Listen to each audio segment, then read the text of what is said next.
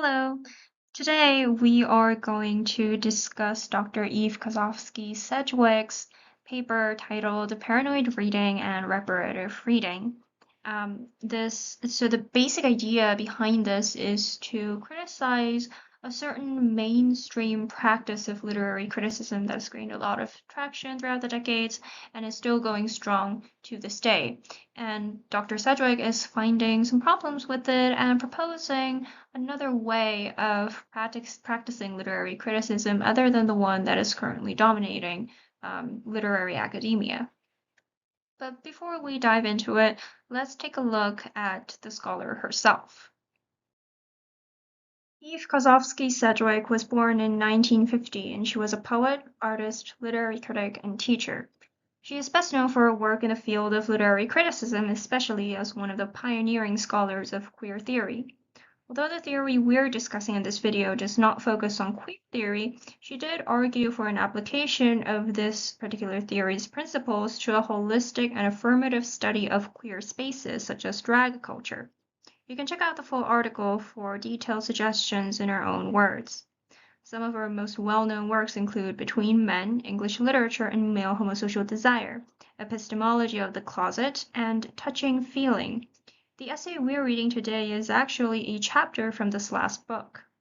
Sadly, Dr. Sedgwick passed away from breast cancer in 2009 at the age of 58.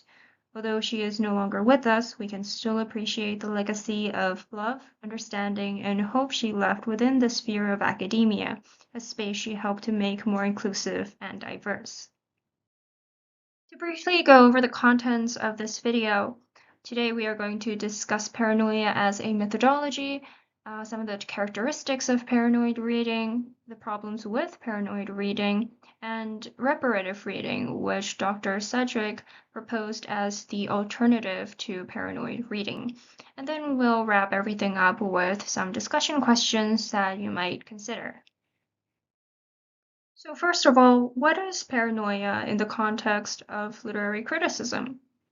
Paranoid reading is a method of cultural criticism and interpretation that prioritizes the anticipation, recognition, and exposure of systemic oppressions above all else. This attitude has become the predominant mode of criticism in a lot of theories, including psychoanalysis, deconstruction, Marxism, new historicism, feminism, queer theory, you name it. It's our go-to method of criticism that has become, quote, nearly synonymous with criticism itself.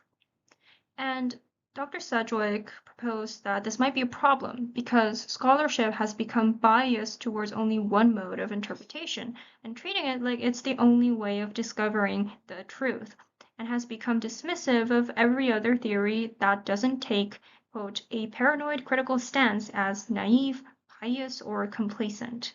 So what exactly are the limitations of these biases?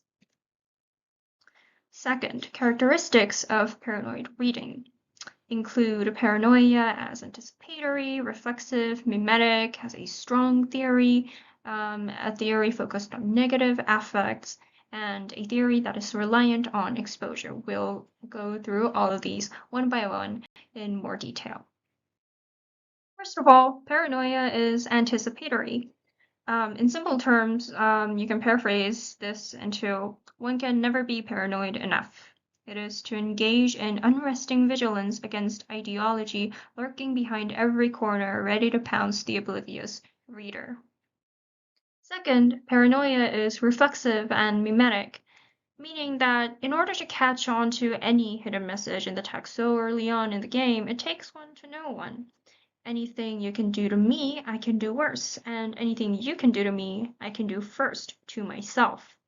For example, if we want to guard ourselves against sexist messaging in a novel, we have to know how a sexist novelist would think and write, and for a brief moment, we are forced to think like a sexist in order to recognize any obscured signs of sexism that we are in danger of missing and in danger of simply taking in and accepting passively without even knowing that we are being indoctrinated.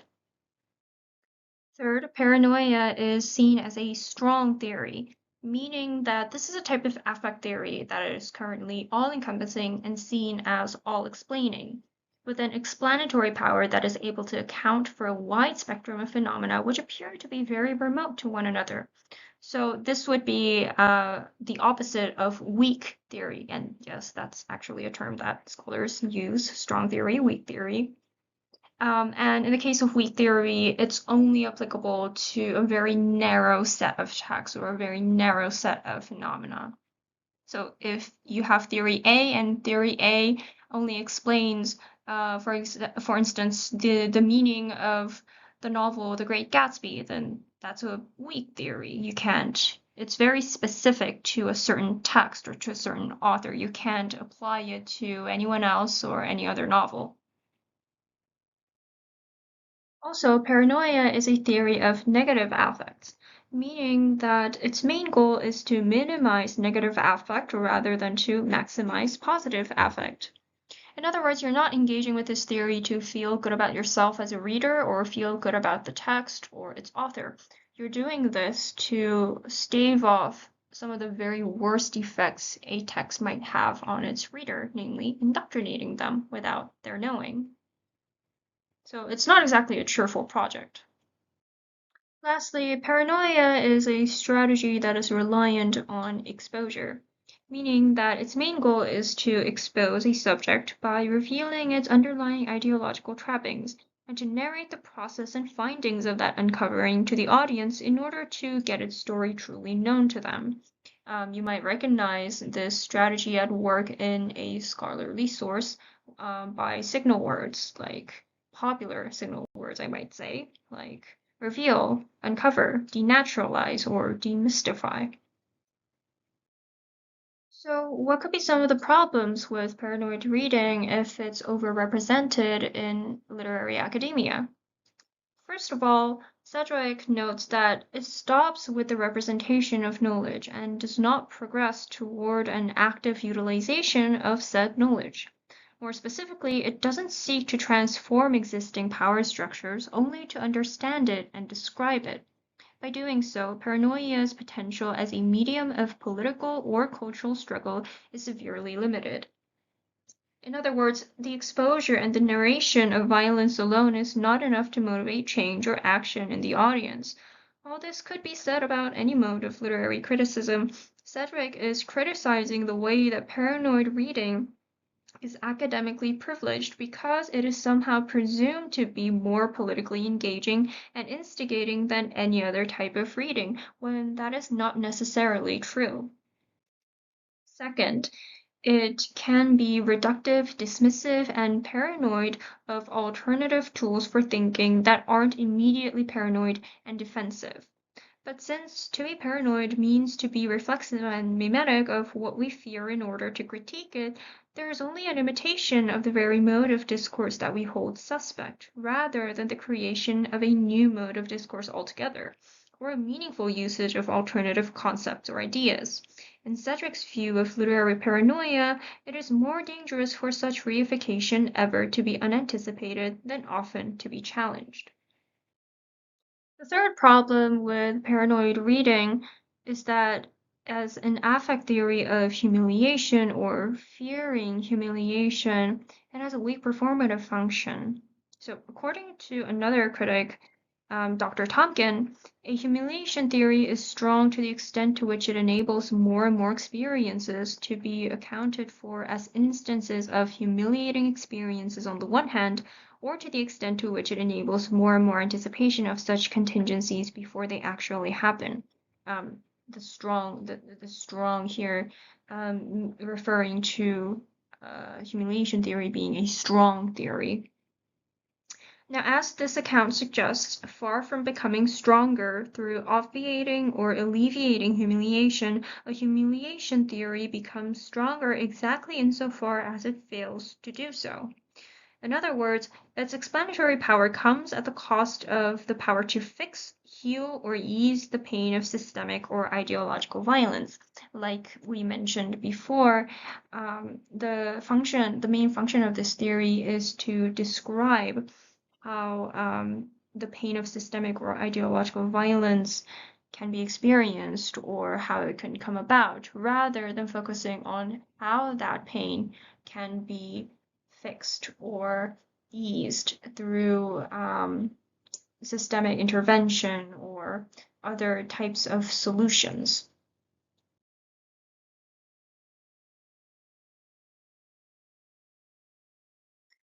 I don't know about you, but personally, I strongly agree with these last 2 points in particular, being overly reliant on describing power structures and also being quite circular. Although I'm no professor, as a graduate student, I realized that I've actually felt this way for quite a while now. Ever since my last years in college, I felt that I was doing the same thing over and over again with almost every analysis of a text, which was to arm myself against any type of ideology that might be in the text, dissect traces of that ideology in the text, and make a critique about how problematic that text was. Now that I think about it, I wasn't bored or frustrated just because it was becoming repetitive. I felt that way because it wasn't showing me anything really new about the text. I was mainly confirming my suspicions about the text, about the writer, about the society that produced them. Sometimes that whole process felt like I was discussing my political beliefs and proving my intellectual armor against other political beliefs by utilizing a text rather than appreciating the text itself for what it was, a piece of literature. Now, I'm not saying that that's a bad thing or a useless thing. In the end, every piece of critique is about the author's own beliefs. But sometimes, after weeks and weeks of going through a different text, it felt like I was fundamentally doing the exact same thing with every one of them, which is why I really appreciate how Sedgwick calls for more engagement with frameworks that have fallen out of fashion, like new criticism, for instance. Perhaps this is just because I was educated in a Korean university where the curriculum is strongly influenced by American curricula, but perhaps it really is time for us to diversify our methods of reading. That is to say, with all its shortcomings, there is absolutely no reason why paranoid reading should reign supreme at the cost of other methodologies. One alternative of literary studies that Sedgwick offers is reparative reading. Now, in order to understand reparative reading, we must first discuss the concept of the depressive position proposed by Dr. Melanie Klein. As opposed to the paranoid position, the depressive position is an anxiety mitigating achievement, which makes it possible for someone to turn to use one's own resources to assemble or repair the hating, envying, murderous part objects that we encounter in our everyday life or while reading a text. We can turn these aggressive forces that we encounter into something like a whole, something more wholesome. Once assembled to one's own specifications, the more satisfying object is available both to be identified with and to offer one nourishment and comfort in turn. Reparative reading can be achieved through processes like love and hope, processes that leave one open and vulnerable to surprises of all kinds, the unpleasant ambush of a controversy, insidious propaganda, but also things like passion, humor, disruption, rare juxtapositions of different cultures and communities inside a text. All of these things that are more often than not brushed aside as distractions or ornaments when it comes to paranoid accounts of texts. And even though we've already gone through the most important parts of Dr. Sedgwick's argument, I still want to share this one particular paragraph from the essay word for word. It's a passage that I like to consider as Dr. Sedgwick's polemic against paranoia's dismissal of reparative reading. Reparative motives are inadmissible in paranoid theory both because they're about pleasure or because it's merely aesthetic, and because they're frankly ameliorative or merely reformist. But what makes pleasure and amelioration so mere? Only the exclusiveness of paranoia's faith in demystifying exposure. only its cruel and contemptuous assumption that the one thing lacking for global revolution, explosion of gender rules, or whatever, is peoples, that is, other peoples, having the painful effects of their oppression, poverty, or deludedness sufficiently exacerbated to make the pain conscious, as if otherwise it wouldn't have been, and intolerable, as if intolerable situations were famous for generating excellent solutions. Now, although the language is quite strong here, I do agree with the general, the main message of this passage. I know that scholars aren't, you know, we are not trying to be purposefully cruel and contemptuous when when we're warning other people against certain propaganda that might be in a text, or drawing attention or raising questions about certain ideological tendencies in a piece of text. But from my own experience, I have found that paranoid reading doesn't just make me paranoid about the text, it makes me paranoid about myself. Celebrating or uplifting a work of literature makes me feel anxious because it makes me feel like I'm inadequate. I'm paranoid that I might be missing something, that I might be blind or even complicit with problematic or controversial aspects of a work that I'm not fully addressing. I feel like for every compliment that I pay to a work of literature, I have to come up with some negative criticism to balance it out, or otherwise I'm being naive and kind of being unquestioningly celebratory about a certain author. And I think we as scholars of text, instead of just consumers or readers, we're strongly discouraged from idolizing certain authors, no matter how much we might like them. And while everyone needs a good measure of self-reflection and self-criticism to be a good scholar, I feel like we're also allowed to make more room for appreciation and enjoyment, whether championing a text's aesthetics, politics, or historical significance.